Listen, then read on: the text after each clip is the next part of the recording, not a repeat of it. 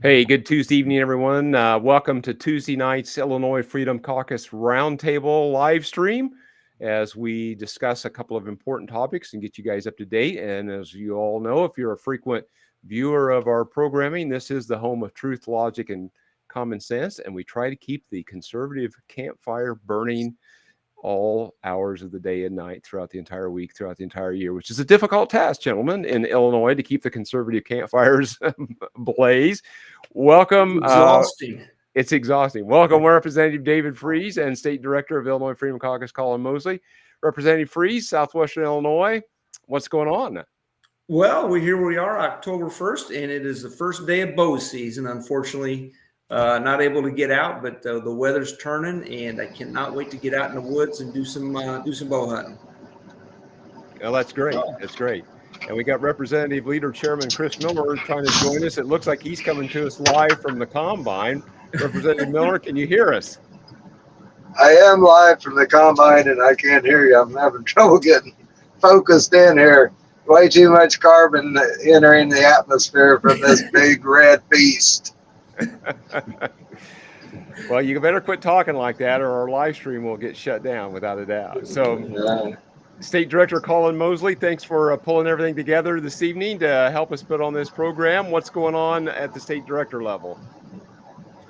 Well, right now we're just, continuing to watch just craziness unfold in Washington as our, colleagues out there can't quite figure out where in the world all of the conservatives went in D.C.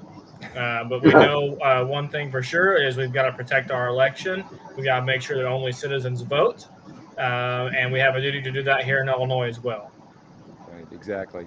So, Leader Chairman, you joined us. Can you hear us okay? I'm just checking. We'll give you a minute here. Yeah, I can hear you just fine. Do you have much background noise, or do I need to turn this Combine off? Oh, it's a little bit, but it's not bad. We may mute you out if it becomes too much of a trouble. I'll turn the fan down. Maybe that'll help.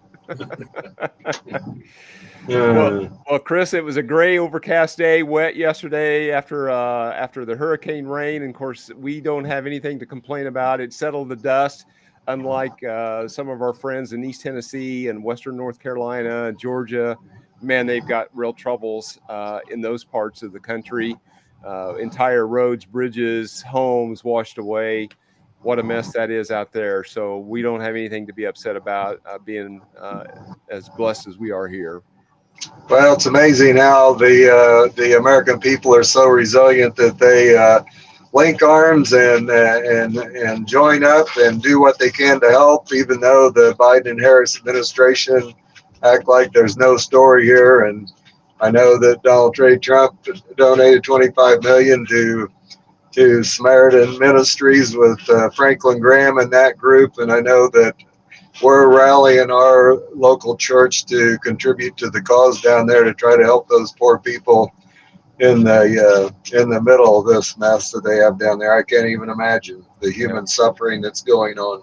Yeah, exactly. And I guess I would just urge everybody to contribute where and how they can, and but be cautious where you contribute to. And Red Cross is probably a good shot, and your local church probably has good. The Samaritan's Purse is a good idea, probably, but just be cautious because we know the scammers will move in and try to take advantage of this situation like they always do. So just be cautious as you move forward there. So with that, gentlemen, let's get into our slides. I know we got a lot to talk about here tonight, and we'll try to be quick to be sensitive of everybody's time. So tonight we're going to talk about ShotSpotter and the Safety Act, kind of an update there. And as we move into our first slide, gentlemen, Chicago mayor, the headline here, the Chicago mayor wants to end ShotSpotter. I'll just kind of throw it open and let you guys kind of discuss this topic. Well, this is sort of kind of amazing to me that he wants to end this program. I mean, the program's designed to help police locate when a firearm is discharged, go to that area, render aid to somebody if need be, or maybe lock up a bad guy. It's plain and simple as that. It doesn't discriminate. It doesn't know anything other than the fact that a shot was fired. And for the life of me, I don't understand why the mayor made this part of his platform, but my understanding, he's sticking with it. People are going to die because of this. Mm-hmm. And, the biggest thing that he has said that I have seen, or one of the biggest things that I've seen, is it's about cost.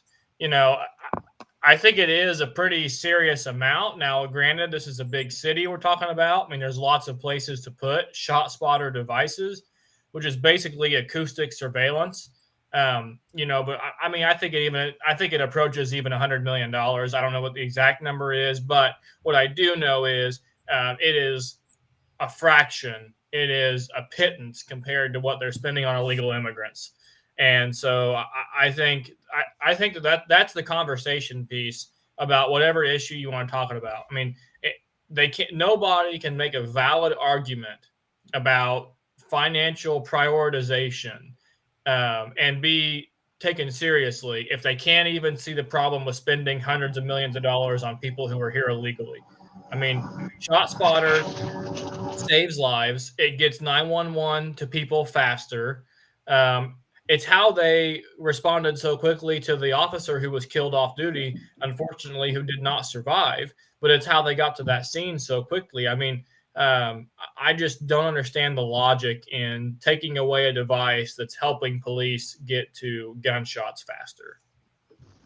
Yeah, that's exactly right. That's exactly right. And you're right, Colin, about the emphasis and the focus and the priority on illegal aliens, the spending there. And some of the commentators that I listen to throughout the day are kind of, now that we're 5 weeks out from the general election, are talking about, they're out interviewing some of these illegal aliens, and some of them are registered to vote. We've talked about that. And some of them plan to vote. So one way or the other, I think their ballots are going to get used in the vote by mail stuff anyway. So this is a dangerous situation. Well, it really is, and it's a shame that they can't seem to have the moral resolve to get these problems fixed too. I know that one of my constituents called me yesterday and said that she received two vote by mail ballots in the mail to her, and so if that's going on here in Northeast Coles County, I can't imagine what is happening in the big cities. Right, exactly. Gentlemen, anything else on this subject before we move on to the next one? No. Okay. And the next subject is a Safety Act, kind of an update. What's going on with crime? The statistics show crime kind of being on the decline, but maybe there's more to this story. Gentlemen, I'll let you kind of entertain any thoughts here that you might have.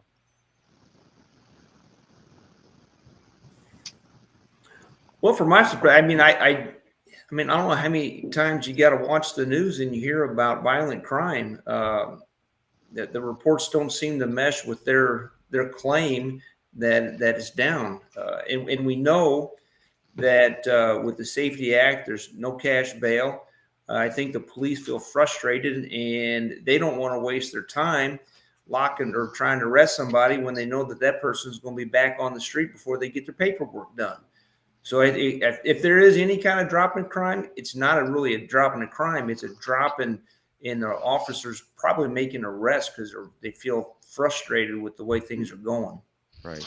Well, another thing too, I was listening to some commentary on this very topic the other few days ago, and they were saying that they were selectively collecting data where they knew that it wasn't nearly as bad as the numbers weren't as bad as what they are in reality, and leave it up to the left to massage the information in order to have the outcome that they're looking for. And this is just another case of the radical left, the Biden-Harris administration deceiving the public and trying to create a narrative that is far from the truth. Well, and it's so anti-victim, and that's what I think part of the argument has been against the whole Safety Act and then all of the criminal justice policies that we're seeing. This is so anti-victim. If a victim of crime knows that the individual will most likely know who reported it, being the victim, and has a high propensity to be out of jail within hours or a day of being arrested, there's no sense of safety and security there that they're not going to come back freshly mad. you take some time after an issue, you take a few weeks in jail, whatever. But I mean, you're talking this person could return to their home or wherever they offended at in 24, 48 hours and still have it on their mind of what they got arrested for.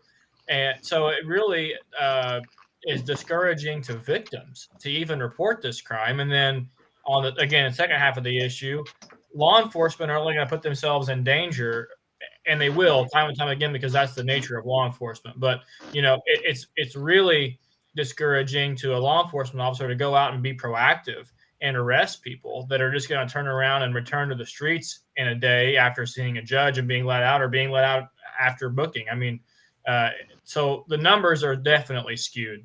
Mm-hmm. Yeah. And even with skewed numbers, they're still terrible. That's what's important here. Right. Well, the Safety Act is terrible from the word go. Any of this stuff, like we've talked, in the past, any of this stuff that gets passed in the wee hours of the morning, on the weekend, or a lame duck session like this was done, as many members were on the way out. This is a bad piece of legislation. The only way that makes it better is a full repeal. And I don't think that the majority party is going to let that happen. They're going to do whatever they can to cover up and make it look like the next best thing. Right. Yeah. No, it was definitely rushed through. And how many fix-it bills were passed trying to fix some of the craziness that accompanied this? Yeah. Well, I think we've done 4 iterations of trailer bills, and the pages on the fixes have been more pages than the original bill was. Yeah. So that just tells you that, and it's still not any better.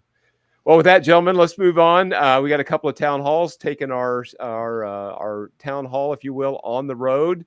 And so we're going to be in Representative Freese's district coming up here tomorrow night. Yep. Tomorrow. Yeah. Starts at 6. We'll be at Market on Main, which is in beautiful downtown Redbud. I'd love to see everybody out there. Okay, excellent. And then a week away, we will be in Champaign County. 6 o'clock. The address is there on your screen. Gentlemen, anything else you want to add? Representative Freese, anything you want to add to your event? Should they call ahead? Do they need to make an RSVP? Do you have plenty of seating, parking, everything all okay? Everything's all okay. No need to RSVP. Just if you want to come, please show up and bring a friend. Bring a friend. Excellent. And Representative Miller and Colin, I know Representative Miller, this is up in your neighborhood, Champaign, a week out. Anything we need to know in advance of this event, or Colin? Well, I think it's important to get the word out that they're going to hear truth, logic, and common sense is what is a rare commodity there in the local Champaign-Urbana TV channels. And so it would be an opportunity that if you're nearby to take advantage of that. And I promise you that it will all be informative and entertaining. Exactly. Well, we're looking forward to it. And with that, let's move into our last slide of the evening. Director Colin Mosley, this is all the places to find us. Is there anything we need to know as people try to find us on the web or sign up for the Substack? Anything you'd encourage them to do or say? Well, I've said it before, and I'll say it again, but it's so hard to find good, easy places to get conservative information, trusted information, even at that. And so, our website, our Substack has got press releases, information, recent events, whatever it may be. And so, and it's totally free. Donations are appreciated, but optional. And so hope you'll find us there. Excellent. And gentlemen, I'm trying to get us back to a different screen here, and there we go. Okay. Wow, technology is just always amazing. So with that, guys, we appreciate you taking time to join us this evening. And as always, we would appreciate that you like, share, subscribe, follow our content as we try to overcome the algorithmic gods of the big tech overlords. And with that, any closing remarks from anybody before we go out for the evening? No, just enjoying this fall weather that has finally arrived. Exactly. All right, gentlemen, we'll see you hopefully tomorrow night in Redbud and the next week in Champaign County. We'll talk to you real soon.